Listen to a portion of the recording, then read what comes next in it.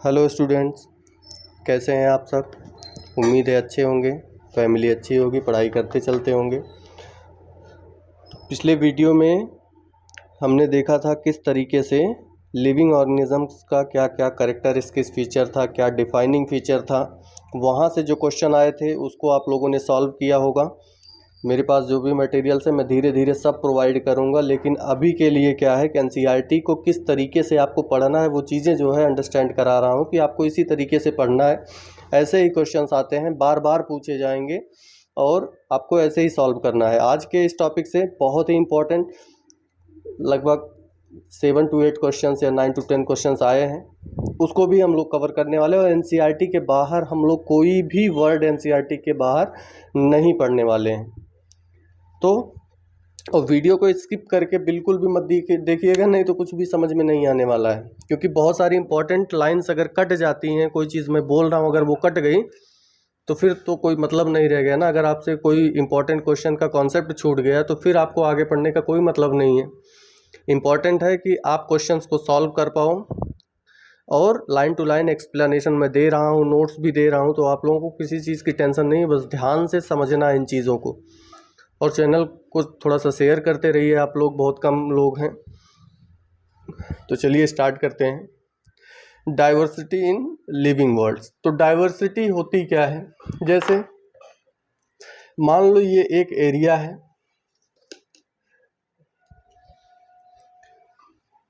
मान लो ये एक एरिया है। इस एरिया में कुछ प्लांट्स हैं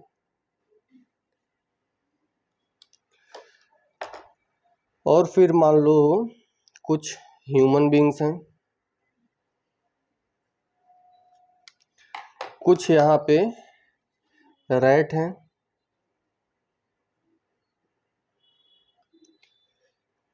और एक एरिया और है। मान लो यहाँ पे भी प्लांट्स हैं, ह्यूमंस हैं, रैट हैं,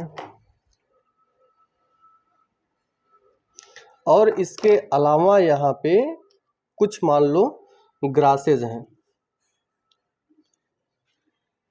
तो यहाँ पे डिफरेंसेस ज़्यादा हैं in comparison to this area. मान लो ये एरिया ए है, ये एरिया बी है, तो बी वाले एरिया में क्या हो रहा है कि यहाँ पे डिफरेंट चीज़ें ज़्यादा हैं। यहाँ पे 4 डिफरेंट टाइप्स की चीज़ें हैं, यहाँ पे 3 ही चीज़ें।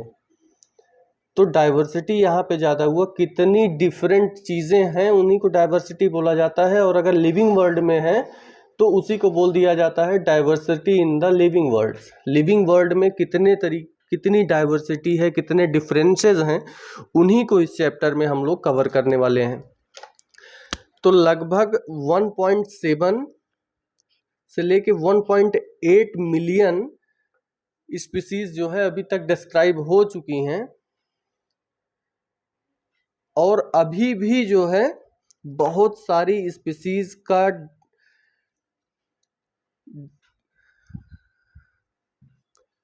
बहुत सारे ऑर्गेनिज्म का अभी भी रिसर्च चल रहा है और उनको फाइंड आउट किया गया है। और बायोडाइवर्सिटी के बारे में अगर देखा जाए तो इस बायोडाइवर्सिटी को हम एक छोटे से एरिया में भी कंसीडर कर सकते हैं, एक बहुत बड़े एरिया से भी कंपेरिजन करके कर सकते हैं। तो बायोडाइवर्सिटी का मतलब क्या है कि the number of types of organism present on earth. Earth पे कितने टाइप्स के ऑर्गेनिज्म प्रेजेंट हैं उसको बोलते हैं बायोडाइवर्सिटी। और जहाँ एरिया बढ़ेगा बायोडाइवर्सिटी भी बढ़ेगी। Area is directly proportional to biodiversity. Area बढ़ेगा बायोडाइवर्सिटी बढ़ेगी, लेकिन लिमिटेशन है कहाँ तक एरिया बढ़ाओगे तो बायोडाइवर्सिटी बढ़ेगी, ट्रॉपिक्स रीजन तक। ट्रॉपिक से ऊपर जाने लगोगे तो बायोडाइवर्सिटी घटने लगेगी, तब इन्वर्सली प्रोपोर्शनल हो जाएगा। तो जैसे मान लो कि ये एक अर्थ है, अर्थ क्रस्ट है मान लो, तो ये वाला इसको क्या बोलते हैं, इक्वेटर बोलते हैं। और इक्वेटर के दोनों साइड थोड़े से एरिया जो होते हैं उनको क्या बोलते हैं, एक को ट्रॉपिक ऑफ कैप्रिकॉर्न बोलते हैं और एक ट्रॉपिक ऑफ कैंसर बोलते हैं। तो ट्रॉपिक ऑफ कैप्रिकॉर्न और ट्रॉपिक ऑफ कैंसर में क्या होता है, बायोडाइवर्सिटी हमेशा बहुत ज़्यादा होती है। लेकिन जैसे ही आप ये नॉर्थ पोल है, ये साउथ पोल है, जैसे ही आप पोल्स की तरफ जाते हो, नॉर्थ पोल के साइड को क्या बोलते हैं, उसको आर्कटिक सर्कल बोला जाता है, छोटा सा पोर्शन जो होता है, फिर उसके बाद अंटार्कटिक सर्कल बोला जाता है। तो जैसे ही आप इस ट्रॉपिक लेवल से जब आप ऊपर जाने लगते हो तो यहाँ पे बायोडाइवर्सिटी घटने लगती है। मतलब पोल साइड में जैसे ही आप जाते हो बायोडाइवर्सिटी घटने लगती है। तो पोल साइड में क्या होता है, बायोडाइवर्सिटी डिक्रीज करती है। चाहे वो नॉर्थ पोल हो चाहे वो साउथ पोल हो, वहाँ पे बायोडाइवर्सिटी आपको कम दिखेगी, सिमिलरिटी ज़्यादा दिखेगी, सिमिलर ऑर्गेनिज्म ज़्यादा दिखेंगे, क्योंकि वहाँ पे टेम्परेचर जो है एक जैसा रहता है। तो उस टेम्परेचर को में एडॉप्ट करने वाले ही ऑर्गेनिज्म आपको ज़्यादा मिलेंगे। What is the reason behind it? Why in tropic regions there is a much biodiversity is seen?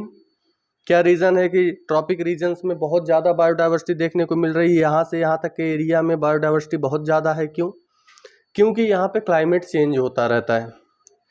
तो क्लाइमेट चेंज हो रहा है, एक फिक्स टाइम पीरियड के बाद क्लाइमेट चेंज होता, गर्मी है बारिश होने लगा, ठंडी है बारिश होने लगा, गर्मी है ठंडी है फिर बारिश है, चेंज हो रहा है मौसम। तो मौसम के चेंज होने की वजह से बहुत सारे न्यू ऑर्गेनिज्म राइज होते रहते हैं, न्यू टाइप के बैक्टीरिया, न्यू टाइप के फंगस, एल्गी। तो वहाँ पे बायोडाइवर्सिटी ज़्यादा होती है क्योंकि यहाँ पे क्लाइमेट चेंज ज़्यादा होता है। और नॉर्थ पोल्स पे या साउथ पोल्स पे क्लाइमेट एक जैसा होता है, इसलिए वहाँ पे बायोडाइवर्सिटी कम होती है, जबकि सिमिलैरिटी ज़्यादा होती है। बायोसिमिलरिटी की बात करें तो पोल साइड में ज़्यादा होगी और ट्रॉपिक साइड में बायोसिमिलरिटी कम होगी। जबकि बायोडाइवर्सिटी की बात करें तो बायोडाइवर्सिटी ट्रॉपिक रीजन्स में ज़्यादा होगी और नॉर्थ पोल या साउथ पोल्स रीजन में बायोसिमिलरिटी ज़्यादा होगी। चलिए अब नेक्स्ट हम देखते हैं। मान लो इतने सारे ऑर्गेनिज्म हैं, तो इतने सारे ऑर्गेनिज्म हैं अर्थ पे, तो सबको पढ़ना तो संभव है नहीं। तो सबको तो किस तरीके से पढ़ा जाए कि पॉसिबल बनाया जाए कि इतने सारे ऑर्गेनिज्म हैं सबकी स्टडी की जाए। तो उसके बाद आया नॉमेनक्लेचर सिस्टम, कि कुछ ना कुछ नाम दिया जाए। तो इसको अगर हम लोग डिफाइन करें एक लाइन में, standardize the naming of living organism. Living organism को उनके नाम से स्टैंडर्डाइज किया जाए, उसको बोलते हैं नॉमेनक्लेचर। लेकिन ये तभी पॉसिबल है जब ऑर्गेनिज्म को करेक्टली डिस्क्राइब किया जाए, तभी जो है नॉमेनक्लेचर पॉसिबल है। ह्यूमन बीइंग है, ह्यूमन बीइंग को अच्छे से डिस्क्राइब किया जाएगा तभी उसका नॉमेनक्लेचर संभव। नॉमेनक्लेचर की ज़रूरत क्यों पड़ी? मान लो यहाँ पे आपका नाम एक्स है, आपके दोस्त का नाम वाई है, तो आपको तो वर्ल्ड वाइड जो है आपको एक्स और वाई नाम से ही जाना जाएगा। आप कहीं भी जाओगे एक्स वाई, ठीक है। आप तो इंडिया में हो, इंडिया में जैसे आप गेहूं हैं तो आप यहाँ पे गेहूं बोल रहे हो, लेकिन अमेरिका में क्या गेहूं बोलते हैं क्या? नहीं बोलते हैं। इंडोनेशिया में गेहूं बोलेंगे? नहीं बोलेंगे। तो इसलिए गेहूं के कुछ ऐसे जो है नाम दे दिए जाएं कि जिनको पूरे वर्ल्ड में एक ही नाम से जाना जाए। अगर कोई भी, अगर आपको पता है कि वीट को अगर हम लोग ट्राइटिकम एस्टिवम बोलेंगे तो क्या होगा, पूरे वर्ल्ड में साइंटिफिक नेम है तो सब समझ जाएंगे कि अच्छा ठीक है ट्राइटिकम एस्टिवम की बात कर रहा है, इसके ये कैरेक्टर्स होते हैं। होमोसैपियंस की बात कर रहा है, अच्छा ठीक है ह्यूमन की बात हो रही है, ये कैरेक्टर होते हैं। तो किसी भी ऑर्गेनिज्म का नॉमेनक्लेचर करने से पहले उसको अच्छे से डिस्क्राइब करना जरूरी है। तो अगर बात की जाए प्लांट्स के लिए, नॉमेनक्लेचर सिस्टम प्लांट्स के लिए, तो बहुत सारे एग्रीड प्रिंसिपल और क्राइटेरिया हैं ICBN के, इसी पे बेस्ड है प्लांट्स का जो भी नॉमेनक्लेचर किया गया है, साइंटिफिक नेम दिए गए हैं। वो ICBN एक संस्था है जो कि प्लांट्स के ऊपर काम करते हैं। इनका फुल फॉर्म है international code for biological nomenclature. ध्यान दीजिएगा, international code for biological nomenclature, ये संस्था प्लांट्स के ऊपर उनका नॉमेनक्लेचर करने का काम करती है, ICBN। और जबकि एनिमल्स के केस में देखा जाए तो एनिमल्स को नॉमेनक्लेचर करने का जिम्मेदारी किसको दिया गया है, ICZN, international code for zoological nomenclature. ये एक संस्था है जो कि एनिमल्स का नॉमेनक्लेचर करेगी और ICBN जो है वो प्लांट्स का करेगी। ICZN international code for zoological nomenclature animals का करेगी। अब उसके बाद ऑर्गेनिज्म को अगर नॉमेनक्लेचर की बात आए तो नॉमेनक्लेचर को सबसे पहले कैरोलस लिनियस साहब एक साइंटिस्ट हैं, इन्होंने दिया था कि नॉमेनक्लेचर को किस तरीके से नामकरण किया जाए ऑर्गेनिज्म का। तो इन्होंने जो नॉमेनक्लेचर दिया उसमें दो चीज़ें थी, एक तो ऑर्गेनिज्म का जेनेरिक नेम होगा और दूसरा स्पेसिफिक नेम होगा, स्पीसीज का नाम होगा, जिसको बाइनॉमियल नॉमेनक्लेचर बोला गया। इसमें दो चीज़ें ऐसी थी, जब एक तो जेनेटिक नेम दे दो, दूसरा स्पीसीज नेम दे दो, दो नेम से स्टार्ट कर देते हैं नॉमेनक्लेचर को। तो इसको सबसे पहले कैरोलस लिनियस साहब ने दिया 1735 में, और इस 1735 में उन्होंने एक बुक लिखा था जिसका नाम था सिस्टेमा नेचुरी, जिसमें इन्होंने बाइनॉमियल नॉमेनक्लेचर को मेंशन किया, जिसके दो क्राइटेरिया थे, एक तो जेनेटिक नाम होगा ऑर्गेनिज्म का, दूसरा स्पेसिफिक एथिलेट होगा, एपिथेट होगा। और उसके बाद 1753 में इन्होंने एक वर्क किया एक स्पीसीज पे जिसका नाम था प्लेटेरम, और उन्होंने क्या किया कि यूज़ किया दो लैटिन वर्ड्स को किसी भी सिस्टेमा नेचुरी के हिसाब से बाइनॉमियल नॉमेनक्लेचर दिया। ऑर्गेनिज्म का जेनेटिक नेम होगा, स्पीसीज नेम होगा, लेकिन 1753 में उन्होंने एक दूसरी बुक लिखा दूसरे ऑर्गेनिज्म पे काम, स्पीसीज प्लेटेरम। इन्होंने एक चीज़ और बताया कि ये भी ऐसा भी हो सकता है कि जिसमें सिर्फ दो लैटिन वर्ड्स को किसी भी ऑर्गेनिज्म का यूज़ करके, जिसमें फर्स्ट नेम जो है जेनेरिक नेम होगा और दूसरा स्पीसीज नेम होगा, जो कि जेनेरिक नेम जो होगा वो स्टार्ट होगा कैपिटल लेटर से और स्पीसीज नेम जो है स्मॉल लेटर से स्टार्ट होगा। उसके बाद एक साइंटिस्ट और आए, उन्होंने भी कुछ अपना व्यू दिया, उसके बारे में थोड़ा देख लेते हैं, बहुत इंपॉर्टेंट है, इनका भी काम बहुत इंपॉर्टेंट है, क्वेश्चन पूछा गया है इससे। 1862 से 1883 में एक साइंटिस्ट आए, उनका नाम था बेंथम एंड हुकर, दो साइंटिस्ट थे। इन्होंने वर्क किया जीनस प्लेटेरम पे, और इन्होंने क्या किया, बहुत सारे इंपॉर्टेंट आइडेंटिफिकेशन के बहुत सारे की पॉइंट्स दिए। जैसे इन्होंने बताया कि कुछ इंपॉर्टेंट आइडेंटिफिकेशन के पॉइंट्स बताया कि ये पॉइंट्स से हम आइडेंटिफाई कर सकते हैं इन चीज़ों को। तो इन्होंने जो है 202 नेचुरल ऑर्डर एंड जीनस को जेनरा को दिया इन्होंने, तो बहुत बड़ा वर्क था। और क्वेश्चन भी पूछा गया है कि जीनस प्लेटेरम पे किसने काम किया था, बेंथम एंड हुकर ने। कब काम किया था, 1862 से 1883 तक। फिर उन्होंने इंपॉर्टेंट की पॉइंट दिया आइडेंटिफिकेशन के लिए, 202 जेनरा और ऑर्डर ऐसे हैं कि जिनके इंपॉर्टेंट की पॉइंट्स दिए कि हाँ ठीक है ये चीज़ें हैं, और उन्हीं इंपॉर्टेंट की पॉइंट से क्या हुआ, 202 नेचुरल ऑर्डर और जेनरा की आइडेंटिफिकेशन हो सके। तो अब ये रहा कुछ बाइनॉमियल नॉमेनक्लेचर, जो भी नॉमेनक्लेचर किया गया है उसके बारे में कुछ जो है यूनिवर्सल रूल हैं। जैसे मान लो एक मैंगो है, मैंगो का साइंटिफिक नेम क्या रखा जाए ताकि पूरे वर्ल्ड में सब लोग इसको जान सकें, तो एक नाम हो गया मैंगीफेरा इंडिका। इंडिका जो है स्मॉल से लिखा गया, स्पीसीज है और इसका पहला लेटर कैपिटल से है, तो ये जीनस है।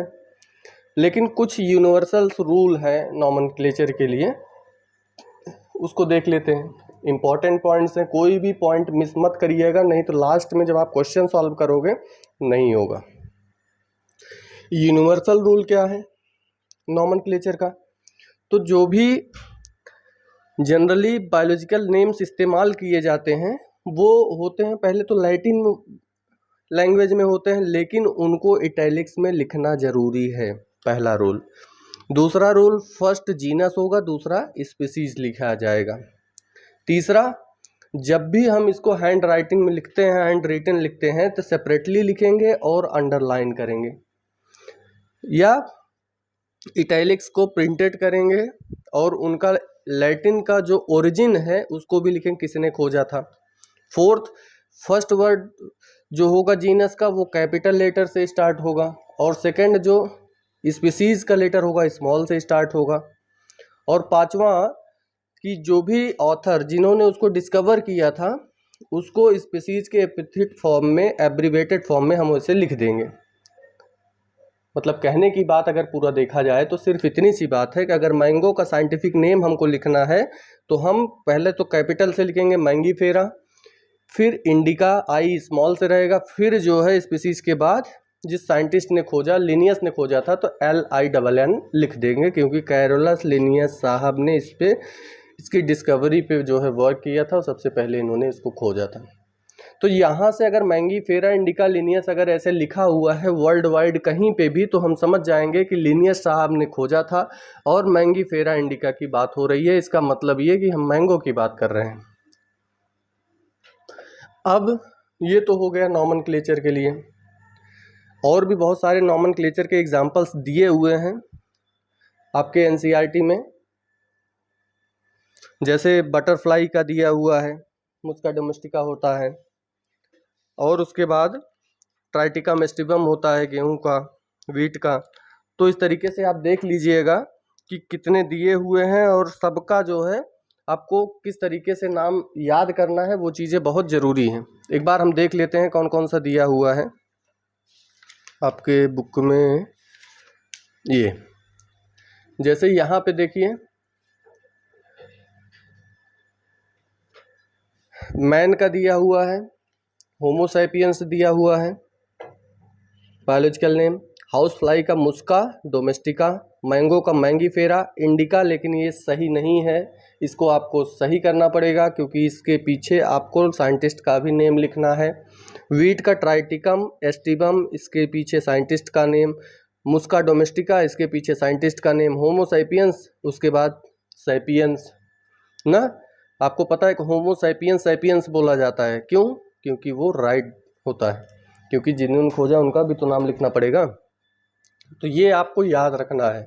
मैंगीफेरा इंडिका से क्वेश्चन बन चुका है, और अभी भी जो एग्जाम्पल दिए हुए हैं वहाँ से क्वेश्चन बनने की प्रोबेबिलिटी ज़्यादा है, तो आप लोग इसको ज़रूर पढ़ते चलें।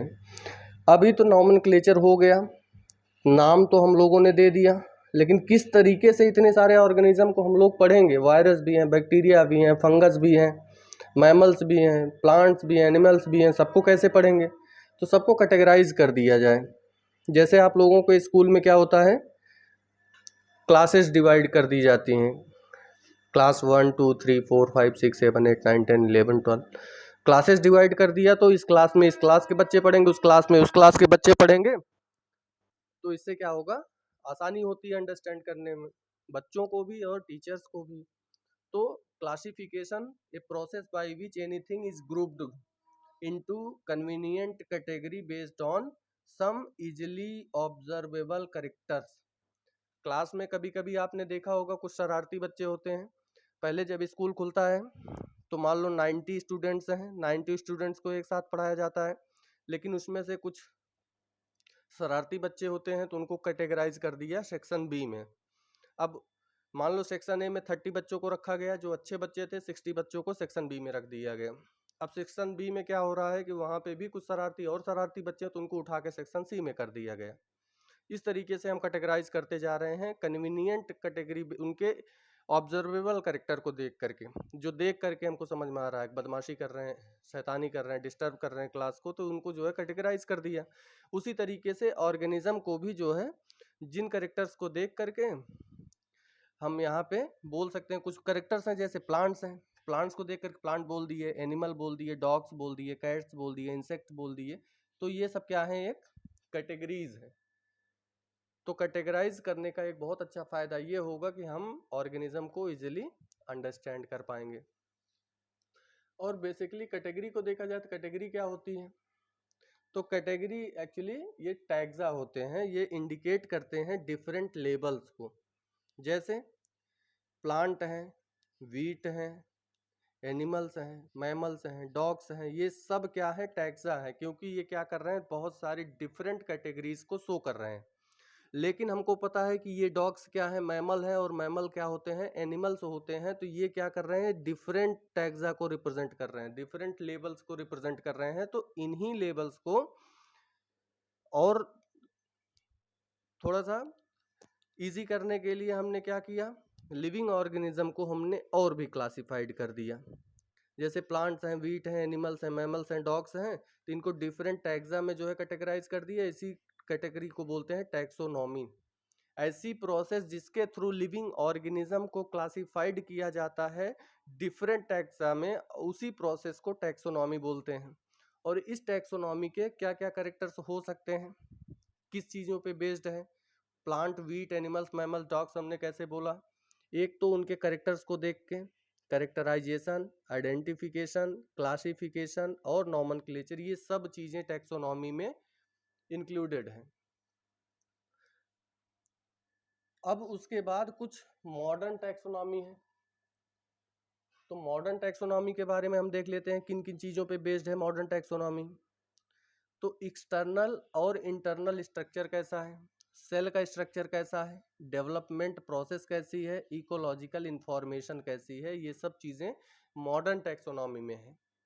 और टैक्सोनॉमी में क्या है, characterization, identification, classification and nomenclature are the basis of taxonomy, while the external and internal structure of cell development process and ecological information are the basics of modern taxonomy। Question पूछा गया है, ध्यान दीजिएगा। अब उसके बाद फिर क्या आता है, नेक्स्ट आता, हमने तो यहाँ पे नॉमेनक्लेचर देख लिया, क्लासिफिकेशन देख लिया, कैटेगरी देख लिया, फिर टैक्सा देख लिया।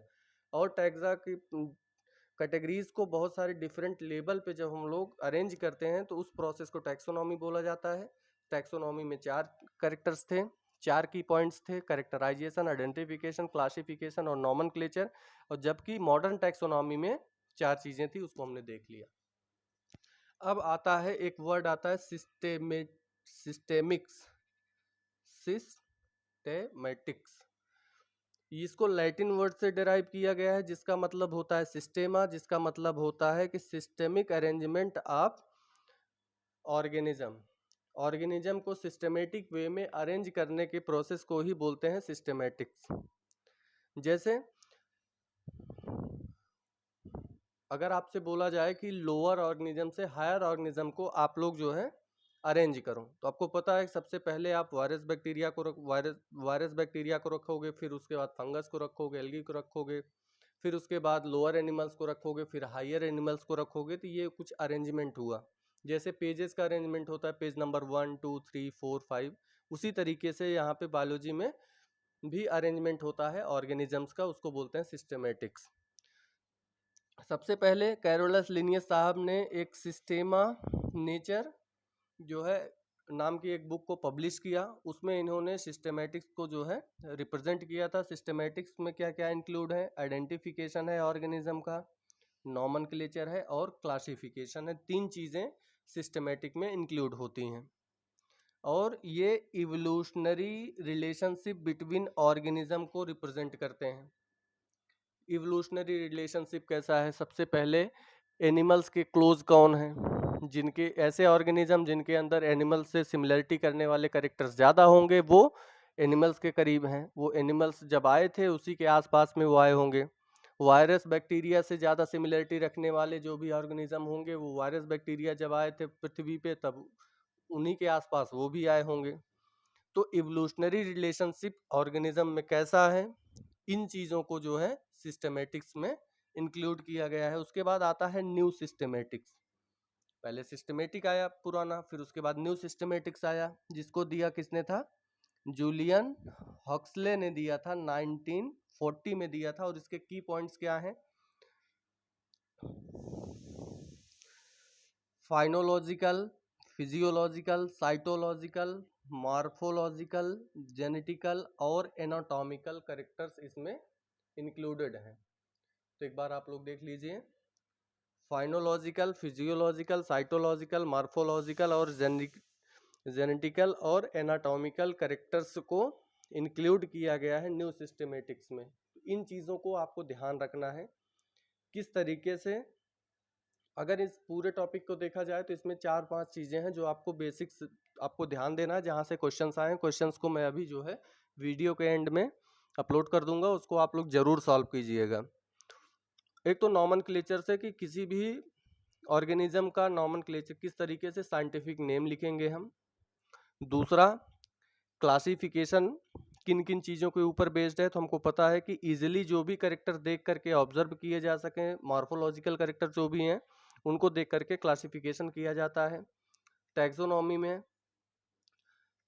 में क्या क्या कैरेक्टर्स हैं, मॉडर्न टैक्सोनॉमी के क्या क्या की पॉइंट्स हैं, सिस्टमैटिक्स को सबसे पहले जो है किसने दिया, सिस्टेमा नेचर नाम की बुक को किसने पब्लिश किया, कब किया, लिनियर साहब ने, हमको पता है। इसमें क्या क्या चीज़ें इंक्लूड हैं और ये बेस्ड किस पे है, सिस्टमेटिक बेस्ड किस पे है, एवोल्यूशनरी रिलेशनशिप बिटवीन ऑर्गेनिज्म और न्यू सिस्टमेटिक्स में क्या क्या की पॉइंट्स हैं। यही 5 पॉइंट्स आपके लिए इंपॉर्टेंट है। बाकी ये पूरा लाइन टू लाइन एक्सप्लेनेशन था। बाकी क्वेश्चंस को मैं अपलोड कर रहा हूँ, आप लोग उसको ज़रूर सॉल्व कीजिएगा। बाकी मिलते हैं नेक्स्ट वीडियो में, तब तक के लिए पढ़ते रहें और मुस्कुराते रहें। Thank you.